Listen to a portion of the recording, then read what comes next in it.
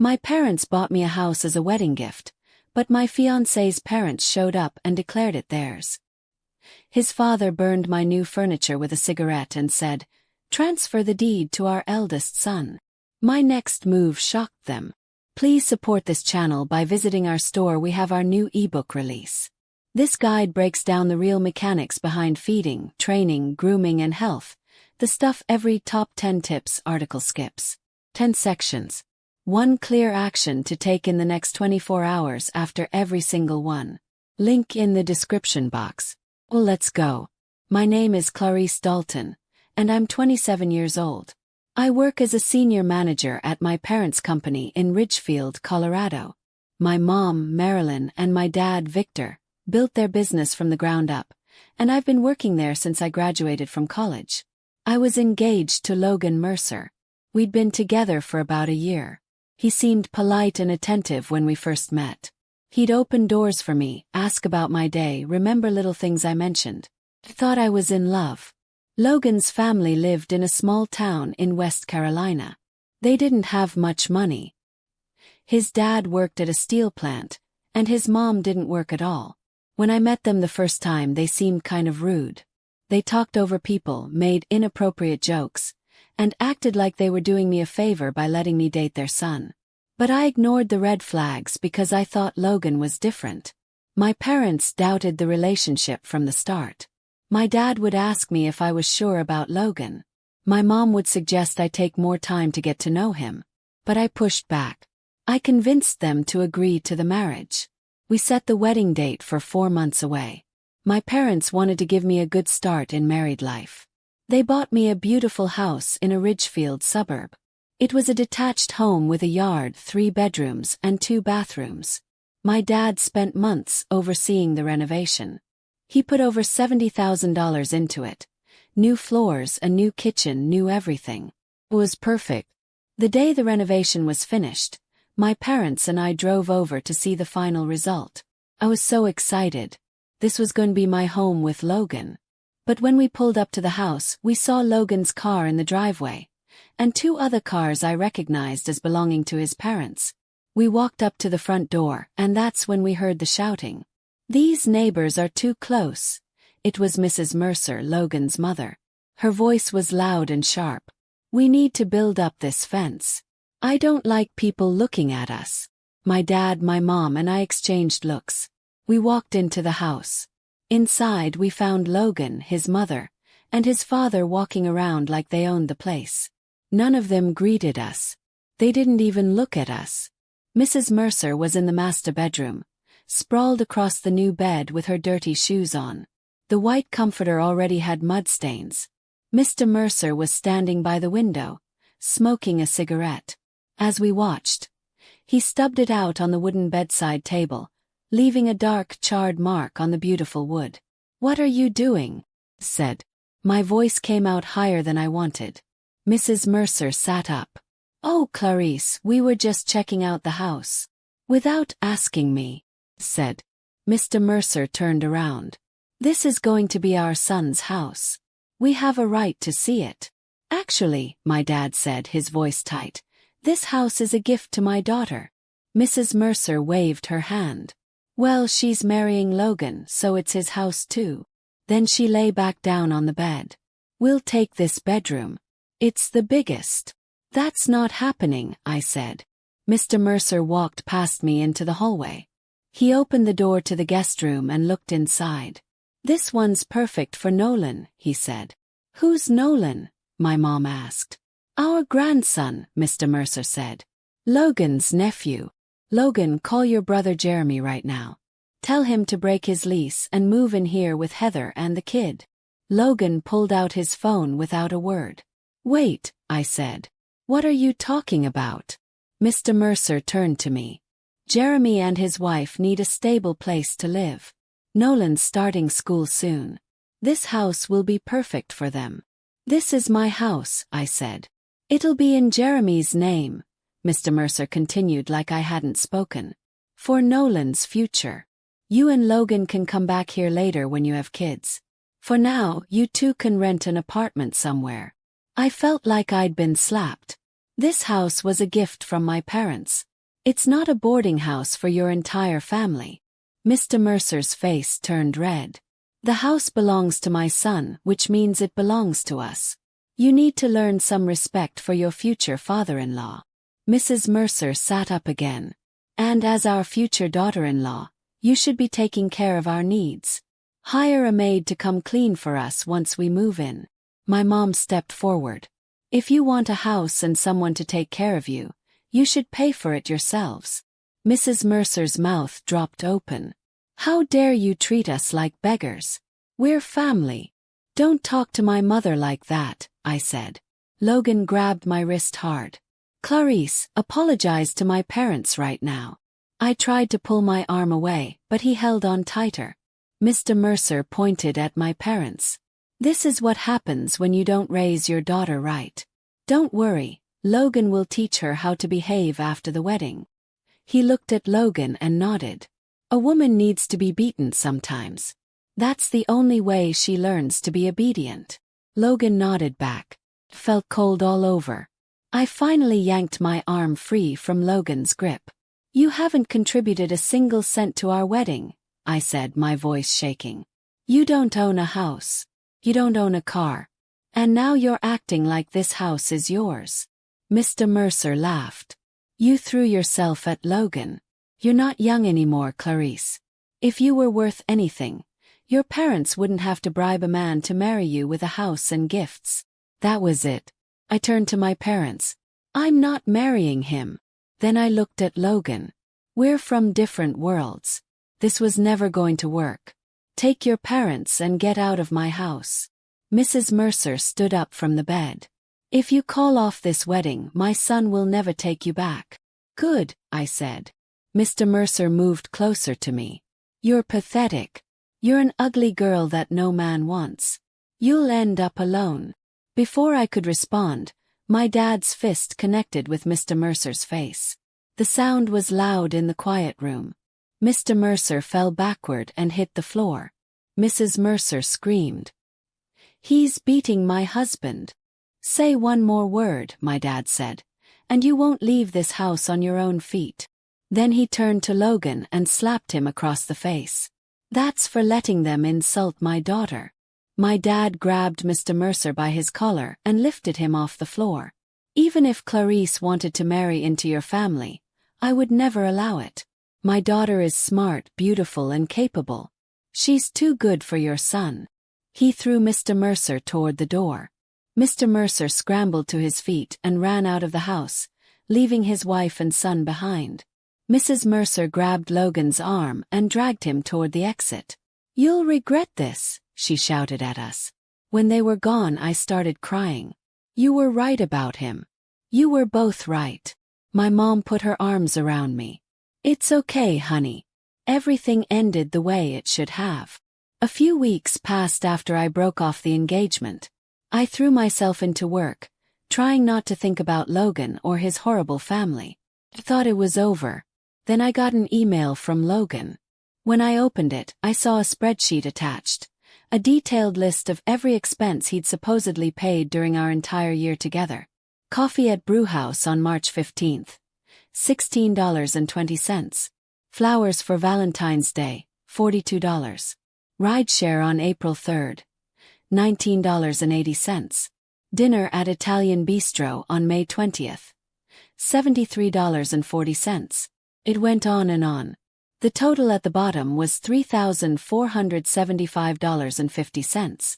The email said, "You owe me this money. Pay me by next Friday or I'm coming to your office." I stared at the screen in disbelief. This couldn't be real, but it was. Completely insane. The truth was, I had paid for almost everything during our relationship. Every dinner out, every movie, every trip we took. I paid for Logan's birthday. I bought him the latest smartphone. It cost me $1,600. He gave me a $120 gift card to Target. When his father had health problems and needed medical treatment, I paid for it $1,950. And now Logan was billing me for coffee and rideshares. I wasn't going to pay him a single cent. A week later, I was at work in my office when my assistant knocked on my door. She looked worried. Clarice, there are some people here demanding to see you. They have a poster. A poster, I said, but before she could answer, Logan, his mother, and his father pushed past her into my office. Mr. Mercer was carrying a huge poster board. Written on it in big letters was, Clarice owes Logan $3,475.50. Below it was the entire list of expenses. Mrs. Mercer started screaming. This woman dated my son for a year. She spent all his money, and now she won't pay him back. People from other offices started coming out to see what was happening. A crowd gathered. Mr. Mercer held up the poster and started reading from it. Coffee, $16.20. Flowers, $42. Rideshare, $19.80. Someone in the crowd laughed.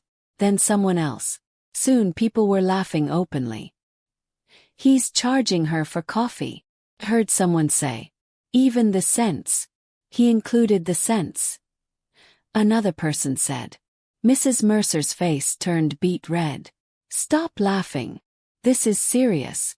She owes my son money. I stood up and walked to my desk. I pulled out my checkbook and wrote a check for $3,600. I walked over to Logan and threw it at him. There's your money, I said. Now give me back what you owe me. Logan looked confused. What? The smartphone I bought you, $1,600. The medical bills I paid for your father, $1,950.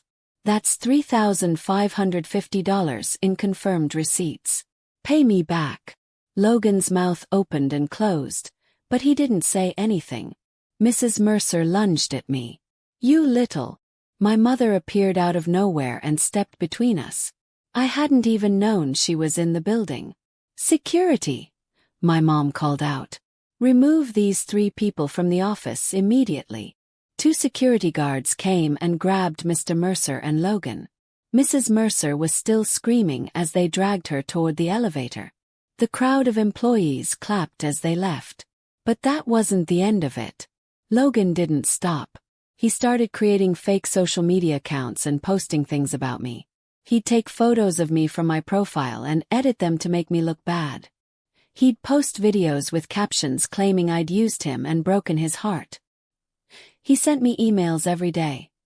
Long, rambling messages about how he didn't know what he'd do if I didn't come back, how I'd ruined his life, how he couldn't live without me. My parents finally had enough. They hired a lawyer who filed a harassment complaint and got a temporary restraining order.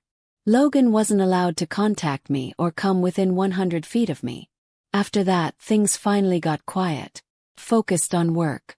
I threw myself into projects, worked late, attended meetings and conferences.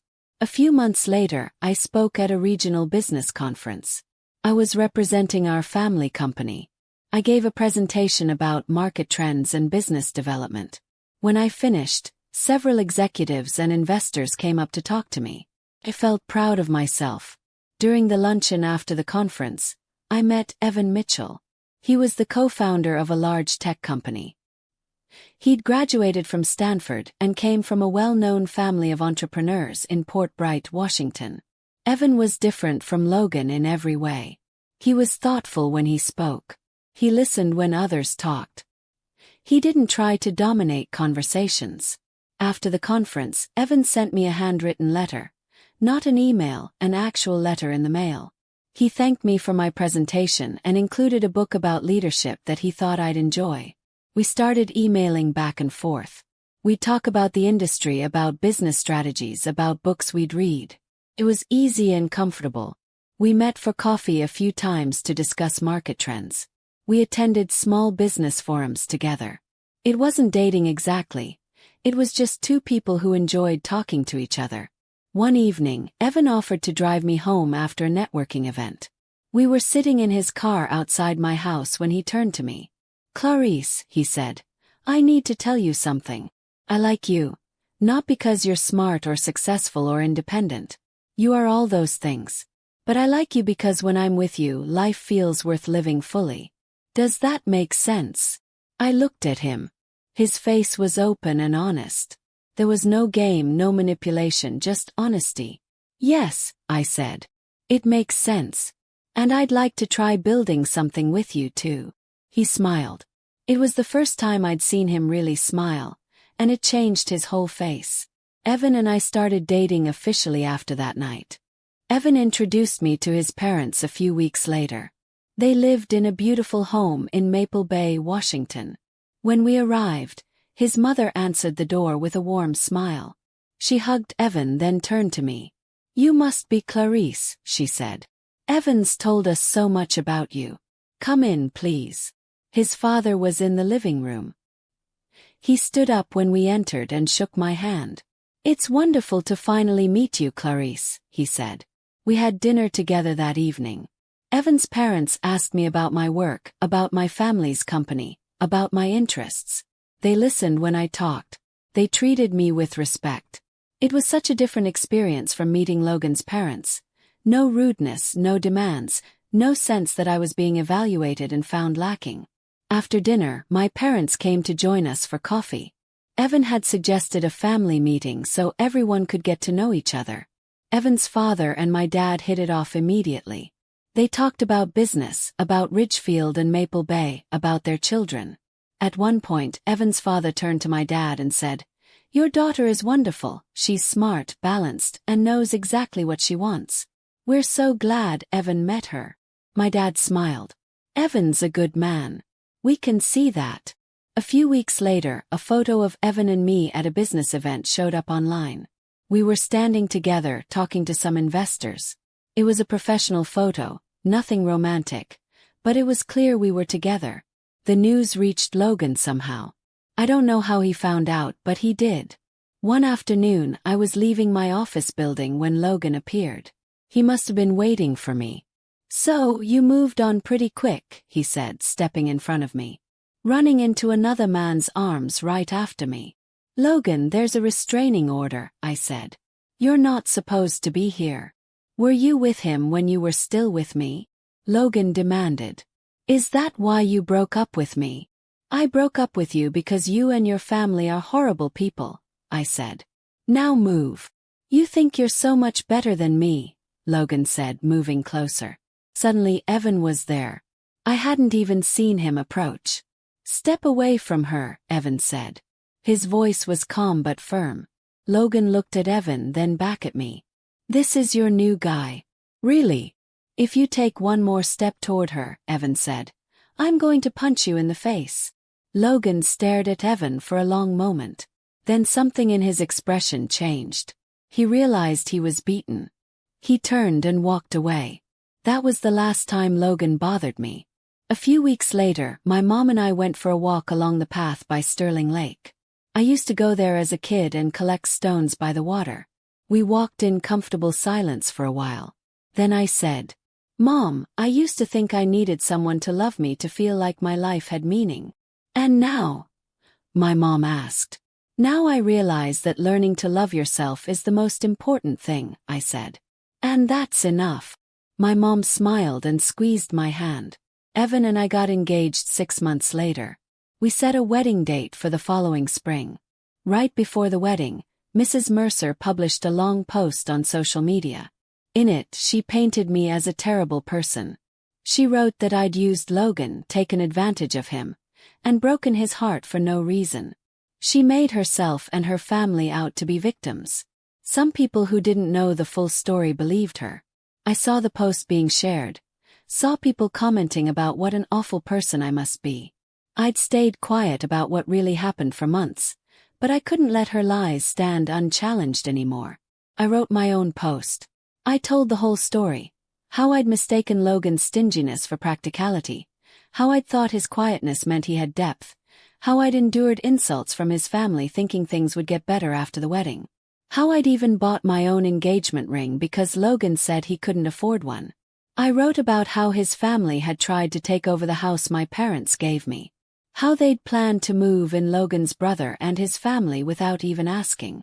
How Mr. Mercer had said a woman needed to be beaten to be obedient, and Logan had agreed.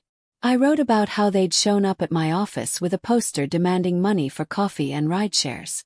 How Logan had harassed me for months until I got a restraining order. I ended the post by saying, "To the Mercer family, I was never going to be a daughter-in-law. I was a resource, a house, a wallet, someone to provide for you while getting nothing but disrespect in return." I hit post and closed my laptop. Within hours, the story had exploded across social media. People were sharing it, commenting and talking about it. Logan's friends saw it. His co-workers saw it. Everyone he knew saw it. A week later, I heard through mutual acquaintances that Logan had been fired from his job. His family's reputation in their small town was destroyed. He'd been sending out resumes but getting no responses. I didn't feel happy about it, but I didn't feel sad either. I just felt like justice had been served. Evan and I got married that spring. It was a beautiful ceremony with our families and close friends. Evan's parents welcomed me warmly. My parents were thrilled. We moved into the house my parents had given me, the house that had been the beginning of the end with Logan. Now it was the beginning of something new and good. Evan and I painted the master bedroom together, getting rid of the stains Mrs. Mercer had left on the comforter. We replaced the bedside table that Mr. Mercer had burned with his cigarette. We made the house ours. The first year of marriage to Evan was everything I'd hoped a relationship could be. We were partners in the truest sense. We made decisions together. We supported each other's careers. We respected each other. Evan never demanded I cook or clean for him. We split household tasks based on who had time and who was better at what. When I worked late, he'd have dinner ready. When he was swamped with a project, I'd handle things at home. His parents visited us a few times. They were always kind and respectful. They treated me like a daughter, not like a wallet or a servant. My parents loved Evan. My dad would invite him to play golf. My mom would call him just to chat about random things. He was part of our family in a way Logan never had been. Work was going well too. After my presentation at that conference, I'd gotten several job offers from other companies, but I loved working with my parents, so I stayed. They promoted me to vice president, and I was helping to expand our business into new markets. Evan's company was growing too. We'd sometimes talk about business over dinner, bouncing ideas off each other. He valued my opinion and I valued his. About a year after we got married, I ran into someone who knew Logan. She told me he'd moved back to West Carolina to live with his parents. He couldn't find work in Ridgefield anymore after the story went viral. I didn't feel good about it, but I didn't feel bad either. He'd made his choices. He'd harassed me, tried to humiliate me publicly, and threatened me. The consequences were his own doing. The woman also told me that Logan's brother, Jeremy, had gotten divorced. Apparently, Heather had gotten tired of the Mercer family drama and left. I wasn't surprised. Sometimes I'd think about that day at the house, the day everything fell apart with Logan. I'd remember Mrs. Mercer sprawled on the bed with her dirty shoes, Mr. Mercer burning the bedside table with a cigarette, Logan grabbing my wrist when I tried to stand up for myself. And I'd feel grateful. Grateful that I'd seen who they really were before I married into that family. Grateful that my dad had punched Mr. Mercer and thrown him out. Grateful that I'd had the courage to call off the wedding. If I'd married Logan, my life would have been miserable. I would have been trapped in a house with his entire family. I would have been expected to pay for everything while being treated like dirt. I would have been married to a man who thought women needed to be beaten to be obedient. Instead, I was married to Evan, a man who treated me as an equal, who respected my opinions and independence, whose family welcomed me with open arms. 2 years after our wedding, Evan and I were having breakfast one Saturday morning when he said, "I've been thinking about something." "What's that?" "Yes. I want to start a foundation," he said, "to help young women in business. Mentorship, scholarships, networking opportunities. What do you think?" "I think that's a great idea," I said. "I'd love to be involved." We spent the next few months planning it. We reached out to other business leaders, secured funding, and set up programs. The foundation launched 6 months later, and I became one of the board members. Through the foundation, I met dozens of young women who reminded me of myself, Ambitious, hardworking, sometimes doubting themselves. I mentored several of them, helping them navigate their careers and avoid the mistakes I'd made. One of them asked me once, "How did you know your husband was the right person?" I thought for a moment. "He never tried to make me smaller," I said. "He never wanted me to give up my career or my independence. He never saw me as a resource to be used. He saw me as a person to build a life with." She nodded, taking notes. "And his family," I continued. "They treated me with respect from day one. They didn't demand things from me. They didn't insult me or try to control me. That matters just as much as the person you're marrying." 3 years into our marriage, Evan and I bought a vacation home near the mountains. We'd go there on weekends to ski in winter and hike in summer.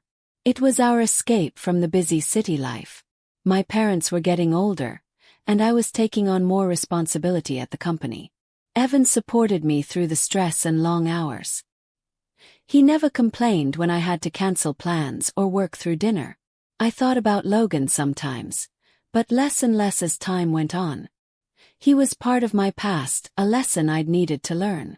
I'd learned not to ignore red flags. I'd learned that love wasn't enough if there wasn't respect. I'd learned that family dynamics mattered. Most importantly, I'd learned to value myself, to know my worth, and to never again settle for less than I deserved. The house my parents gave me, the house that caused so much conflict with Logan and his family, became a symbol of everything good in my life.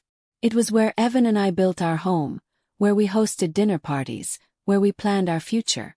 Sometimes I'd walk through the master bedroom and remember that day, Mrs. Mercer with her dirty shoes on the bed, and I'd smile, knowing that she never got what she wanted. That house was mine. My marriage was mine. My life was mine. And I had never been happier.